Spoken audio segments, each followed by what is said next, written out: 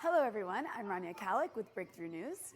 I'm Zoe Alexander with People's Dispatch. We're here in Mexico City and we're joined by Dr. Claudia Sheinbaum, the head of government of Mexico City and one of the founders of Morena Party of President Andrés Manuel López Obrador. She's a rising figure in Mexican politics and one of the frontrunners in the 2024 Mexican presidential elections. Dr. Sheinbaum, thank you so much for joining us. No, thank you for coming. So let's jump right into it. You studied environmental engineering in university, and today you are the head of government of one of the largest cities in the world, over 20 million people in Mexico City. And you're also one of the founders of the largest progressive political party in the region, Morena. Can you tell us about your journey into politics? You went from student activism to being an elected official. What were your politics like growing up? Well, first of all, my background is physics. I studied physics, then energy engineering for my master and my PhD. And when I was 15 years old, that was the first time that when I was in high school, the first time that I get involved in student mobilization, the student movement. Because many people couldn't get into the high school. So I was in, but I was, in solidarity with those that couldn't have the possibility of studying. And then, I get involved in social politics. And it was very important for us in 1988 when the Ingeniero Cárdenas was candidate for presidency. And it was very important for us because we came from a student movement and we decided, I said us because our generation, and we decided to go to Ingeniero Cárdenas. And later on, I went to the US to study my PhD. And then I returned and I was part of the university. But I was involved from my parents that they were involved in the 1968 student movement. So I was involved in politics, but my main occupation was to be a mother and to be in the university.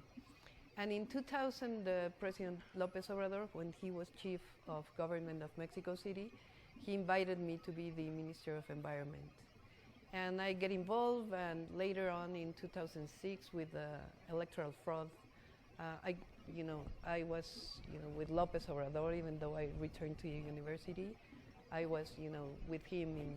PAN really maintained a stranglehold over Mexican politics since 1946. In 2016, Morena was founded to be an alternative to this. And in 2018, of course, Morena achieved a historic electoral victory with the election of Andrés Manuel López Obrador.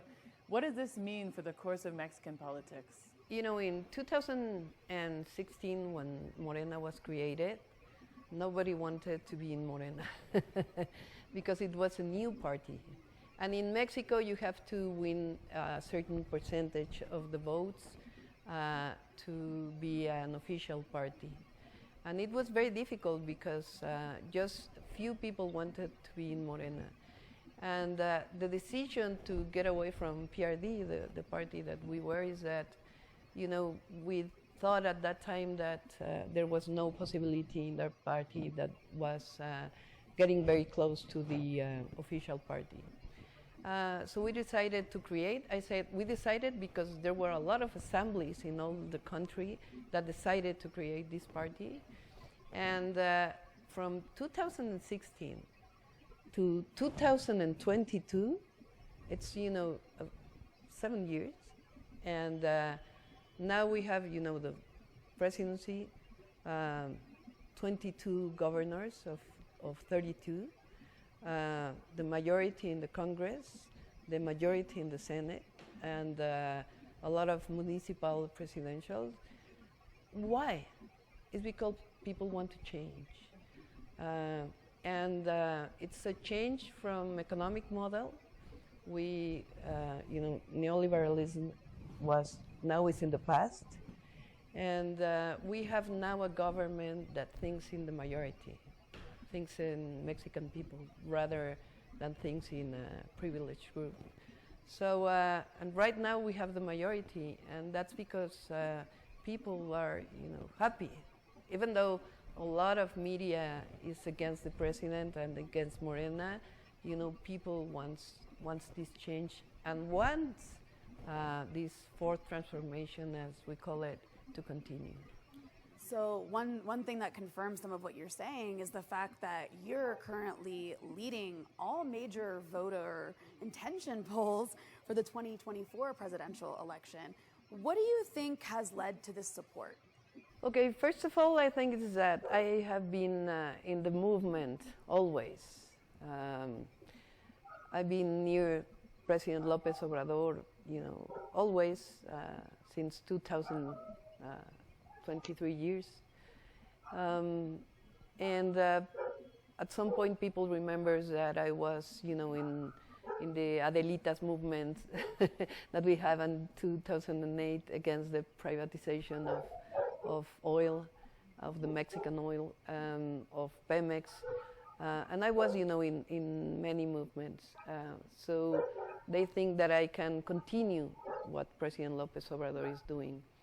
The second thing is who I am and what I have done in Mexico City. If they didn't like a scientist and a politic to be a president, they probably don't prefer myself. And also my work in Mexico City. If my job here in Mexico had been bad and people were, against me, but probably I couldn't go, to the next step. And finally, believe it or not, is because I'm a woman. It's now time for women. It's incredibly, it's not only the social movement of young women, and it's also that in Mexico we have already 9 governors and many women participating in politics, so it's not strange. And at some point people see that it's good to have a president, a female president. Well, we'd like to talk about one of those reasons that you spoke about, which is your role as head of government of Mexico City. Again, a city of over 20 million people, which is very significant. And you were elected by popular vote again in 2018. As head of government, you've taken on many initiatives to address some of the structural issues facing the city. And one of them that we'd like to talk about is, of course, femicide and the issue of women, which is a huge challenge for Mexico. It's a huge challenge for the region in general. But in your role, you've taken a lot of different initiatives to address this issue, to make the city a safer place for women. So can you talk a bit about those initiatives? Yes, in November 2019, I decided to make an alarm for women. We could say that. And so we developed 11 points for women to be safe in the city. And we have now done more than that. I can tell you some examples. For example, we have 27 centers to attend women that have violence at home. We have passed many laws. One that I like to say in many places is that, when we think violence in the household or in families, what we think is, let's take the woman and her children to a refuge. Yeah. How do you say it in English? Refuge. Yeah. So I asked myself, why do you have to take out the women and put it and hide her, right? So now we have a law here in Mexico City that it's the aggressor goes out of the house. So even if the property is not of the woman, of her, she has the right to stay at home. And the man or the aggressor has parental measures, or even he goes to jail if the judge decided. So it's a complete different way of thinking. And also we have made 800 kilometers of safe corridors with a lot of light and buttons for help, for the police to come. We have a special number. It's 765 to call for if you have you have problems, if you're a woman, and many other things that.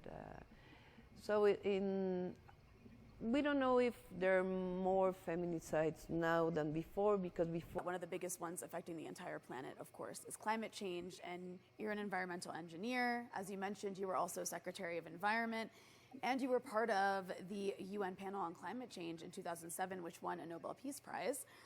And Mexico City, like all major cities, deals with many issues related to this, such as access to water or pollution, just the general impact of climate change. During your time in office, what have been major initiatives that you've taken up to address these issues that affect everybody? Okay, we have our own environmental and climate change program for the city. And I can tell you some of the things that we have done. We have planted about 35 million of trees and plants in the city, compared to the last 4 years before I entered the government. It's about 10 times. Second, we have made a lot of investment in electromobility, but for public transportation. So we have the 2 cable cars, the longer cable cars for public transport in the world. One is in Iztapalapa, the west part of the city, and the other one is the north part, and especially for the poor people that lives in the mountains that go to the metro. One is 10 kilometers and the other one is almost 10 kilometers. They moved around 120,000 personas. 120,000. That's right. And then we have already 500 trolleys in the city. We made a second floor, but not for cars, only for trolleys, 8-kilometer second tier. So moving to another one of those reasons that you mentioned before, which is, of course, the transformation. The fourth transformation has been the guiding project of your party, Morena. So I think it's interesting if you can tell us a bit about what does the fourth transformation mean, what has it accomplished so far, and for you, what is the vision for continuing this project and what's left? Okay, we call it fourth transformation because since we are a nation, we have had 3 transformations before. The first one is the independence that began in 1810. The second one was the reform with Benito Juárez. We divided the church from the state, and we have also the French invasion and the US invasion. So 19th century, especially the second half of 19th century was very important for Mexico. And then for many, many years, we have a dictator that was Porfirio Diaz. So the third transformation was the Mexican Revolution, which changed, the government not only for more democracy, but to see the government for the social rights. These 3 transformations were violent. There were wars. And the fourth transformation is pacific because we believe in peace. And what have changed? We, in 2008, in December, we can say that the economic model changed from neoliberalism, that at some point in Mexico it's equal to corruption, and also to give most of the national natural resources to private companies, to a new way of govern that now we call it Mexican humanism. And it's mainly we believe in private investment. We believe in trade, of course, in free trade. We have a trade with the US and Canada. But we believe that the states have to give the rights for the people. What do we think is a right? Education, health, household or dwelling, pension for all the elders, and we believe that government has, and also we believe in that strategic areas of economy, such as energy, the state has to be part of this, especially electricity, oil, and mainly, and now lithium, that it's going to be very important. It's important, and it's going to be very important in the future. So it's the basic, but we believe also in trade. We believe in private investment, but we believe in wealth for Mexican people. Usted es profesional mexicano y está buscando cómo inmigrar legalmente a los Estados Unidos. You cannot have private investment measured only by GDP or international investment. You have to measure investment, public and private, in wealth for the people. And that's, the big difference with neoliberalism, that believe that everything was going to be solved by the market. So also with regards to the region, we've seen many significant electoral victories of the left, of progressive forces across Latin America, in Honduras, Bolivia, Brazil, and Colombia. What is the significance of this progressive resurgence for Mexico, and how does Mexico see itself as part of this? It's something very special what it's happening right now in Latin America. And I think people decided that the old model was bringing inequalities and corruption in many parts. And people want to have a government that look for the people who have less, historically. And that's very important because, in many parts, from my generation, we always think Latin America as the Patria Grande, and so for me, it's something incredible that it's happening. Now we have to give results. This progressive wave is distinct in the presence of more female leaders, people like Xiomara Castro, Cristina Fernandez, Francia Marquez, and then Mexico, of course, just hosted the Feminist International, which was a gathering of all these female leaders from across the region. How do you see all of this in relation to the rising tide of feminism across the region? It's obvious that women are, getting more in public life because of the feminist movement, because of the young women that have said, stop violence and stop especially sexual violence. So this is very important. What I think, and I spoke in this international congress, and I said, let's speak about a social feminism.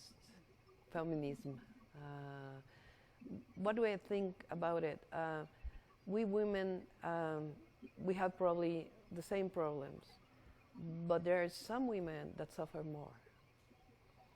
In Mexico City, we made a survey who is more discriminated in Mexico City.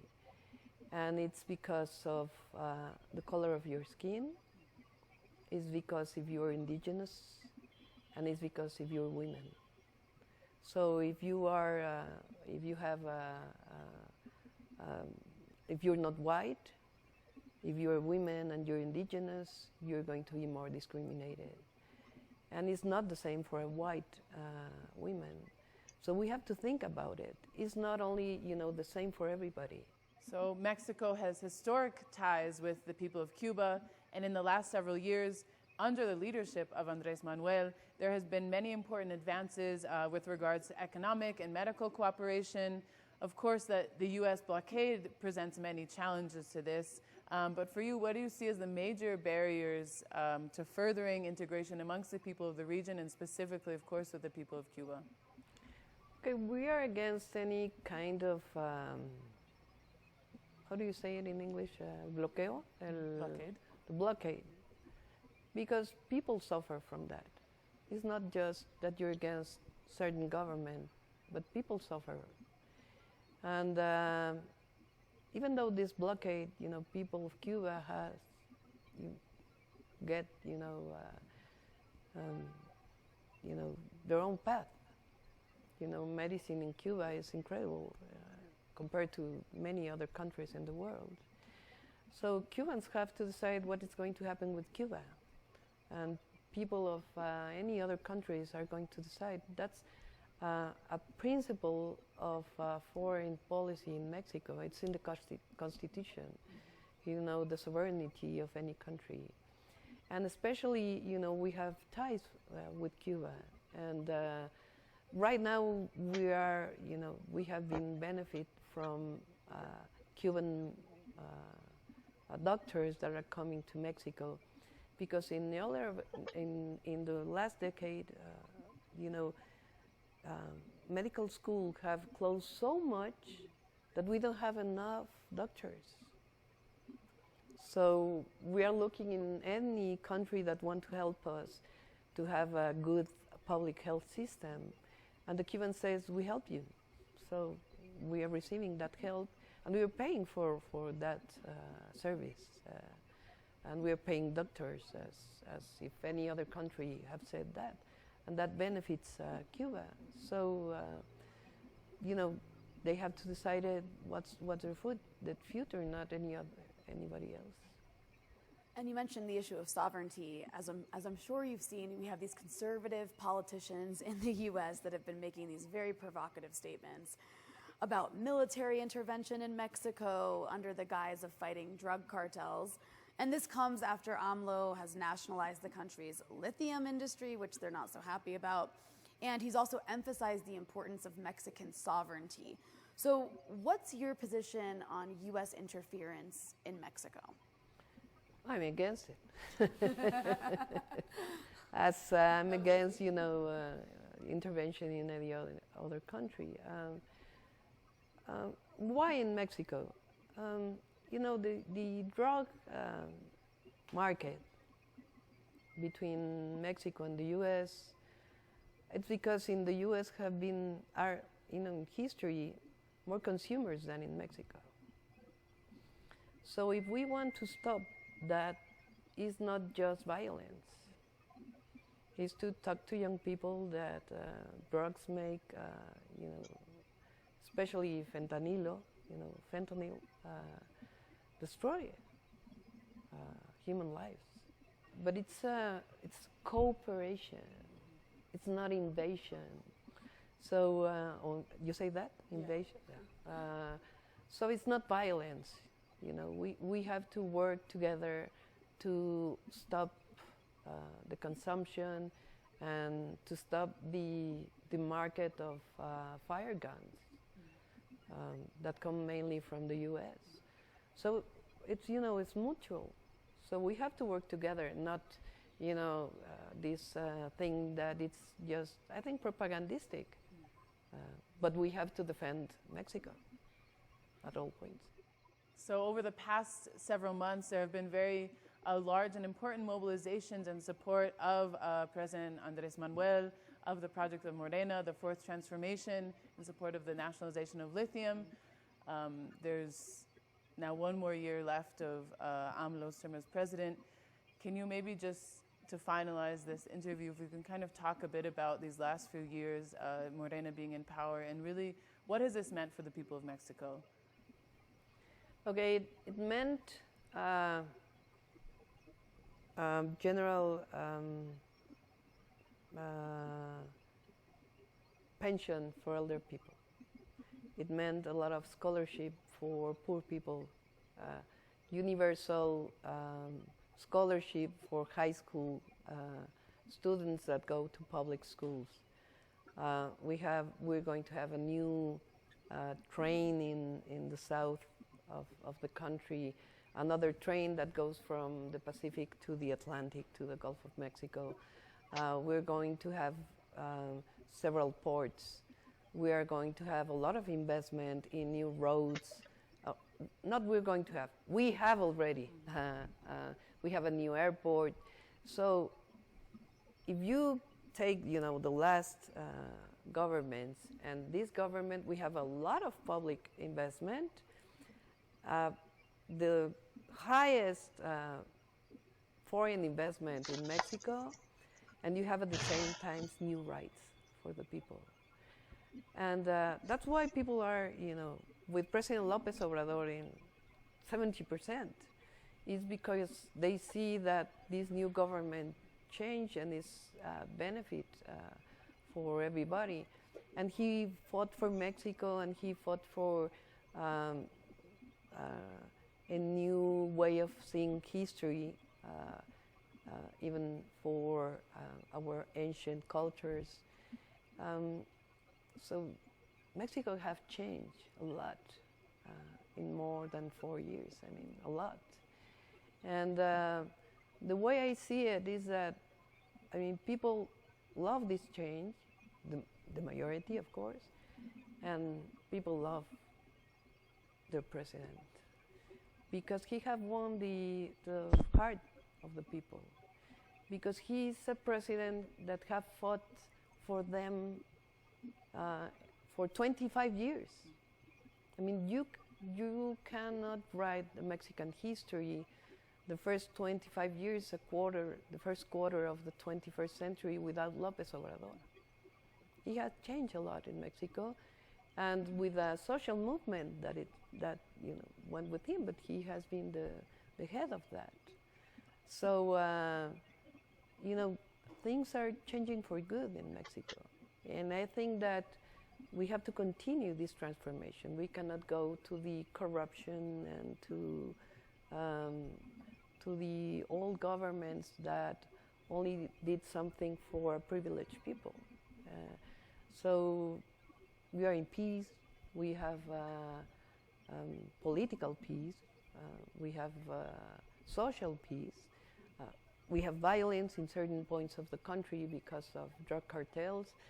But we have to continue giving rights for the people, and at the same time combating, the drug cartels and every violence that are in Mexico. So it's we're in a good place right now. Well, Dr. Sheinbaum, we want to thank you so much for joining us and giving us your time. No, thank you very much for you. Thank you.